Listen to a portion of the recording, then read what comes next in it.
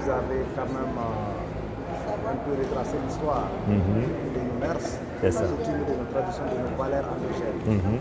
Alors si vous pouvez nous ramasser un peu en quelques mots ces éléments clés sur lesquels s'est fondé réellement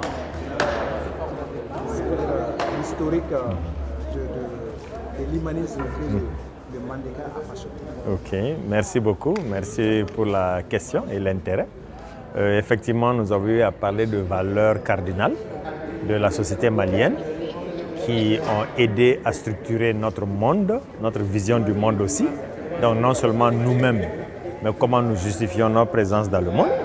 Et ensuite, rappeler dans quel contexte cela s'est passé, c'est-à-dire à la suite de 10 années de guerre civile et de plusieurs combats, dont le combat final qui a été la grande bataille de Kirina de 1235. Donc je reviens là-dessus. Malheureusement, beaucoup de gens ne savent pas, ne comprennent pas qu'à l'époque, nous étions dans une situation de crise. 10 ans de guerre civile où on a commis toutes sortes d'atrocités, les uns contre les autres. Et les ancêtres ont consigné cela dans les chroniques comme étant la période de Baganya. En français, c'est un peu difficile à traduire, mais moi j'aime utiliser le terme d'animalité, c'est-à-dire quand les hommes oublient d'être hommes, les femmes oublient d'être femmes, et les uns se comportent en prédateurs vis-à-vis des autres. Donc nous avons tout bafoué, nous avons oublié notre dignité et nous avons désappris notre humanisme. Donc c'est cet aspect qui est très important puisque afin de se libérer de ce contexte de Baganya, il a fallu revisiter les pactes et se mettre d'accord sur une nouvelle forme d'alliance grâce au personnage clé qu'a été la figure historique de Sundiata. Mais ce que les gens doivent garder en tête et ce sur quoi j'ai beaucoup insisté, surtout dans le contexte actuel 2024, où nous sommes en train de parler de refondation de l'État, de réaffirmation de notre souveraineté, de respect de nos choix et du fait que nous avons passé une nouvelle constitution pour dire qu'il faut que les choses aillent dans le sens de qui nous sommes et que les institutions soient plus conformes à nos aspirations, tout ça peut être mis en tandem avec justement cette origine-là où des peuples qui n'avaient pas la même langue, la même culture, les mêmes religions ont quand même subi les mêmes effets et se sont reconnus dans le discours d'un homme qui a appelé à l'union, qui a appelé à l'unité. On a écouté le discours, mais les modalités pour vivre cette union ont été des choses décidées en commun, après prière commune, appelée à Dieu, sous la croyance que c'est la foi en l'avenir qui va faire que nous réussirons. Et effectivement, ils se sont battus et avec le symbole divin de l'hippopotame femelle, ils se sont engagés dans cette alliance-là pour dire désormais, nous allons être une famille-nation. Ce concept est unique au monde. Nous ne sommes pas seulement des citoyens, nous ne sommes pas seulement des gens qui vont vivre ensemble, qui vont travailler ensemble, qui vont collaborer. Non, nous allons nous considérer à travers un pacte de sang comme étant de la même famille. Donc tous les groupes ethniques respectent leur langue, leurs coutumes, leurs rites, mais tous les groupes ethniques ont accepté d'entrer dans ce nouveau contrat, dans cette nouvelle alliance, dans ce nouveau type de citoyenneté qu'on a appelé malidéen. Et aujourd'hui, c'est cet héritage qui doit nous guider afin que la paix devienne une réalité.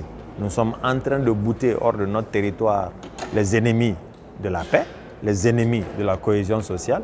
Dieu nous a assistés, pour moi en tout cas ça ne fait aucun doute, pour que les circonstances nous soient favorables, malgré toutes sortes de pièges qu'on a voulu nous tendre, malgré toutes sortes de trahisons qu'on a essayé de nous imposer. Nous sommes en train d'émerger sur la base que le fondamental qui est l'union, le fondamental qui est les valeurs partagées, notamment les 5 de notre humanité Moya, Morosebea, ça doit être réel. Morosebedéen, ça doit perdurer. Et ça a perduré jusqu'à aujourd'hui.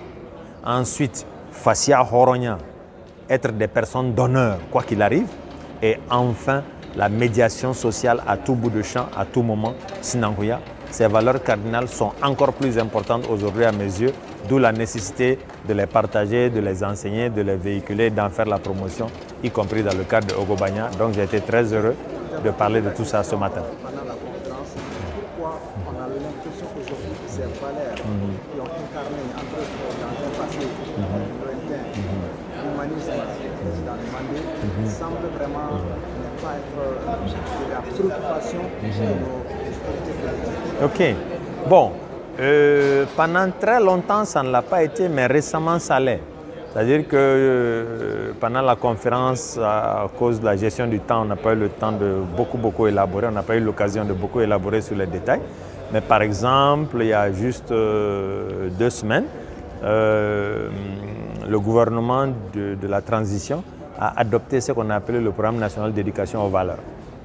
Et maintenant, il y a une politique nationale avec des stratégies, des axes qui doivent être développés, qui doivent être conduits sur le terrain. Et tout ça, c'est à la fois dans le monde scolaire, dans le monde des médias, au niveau de l'État, les institutions, les corps habillés. Donc c'est l'ensemble de la nation qui va être plus ou moins impacté par ce programme-là. Nous avons aussi la charte d'éthique et des valeurs au niveau du ministère de la Culture. Nous avions espéré que au niveau des recommandations issues des assises de la refondation, la révision des curricula du jardin d'enfants jusqu'à l'université allait devenir une réalité.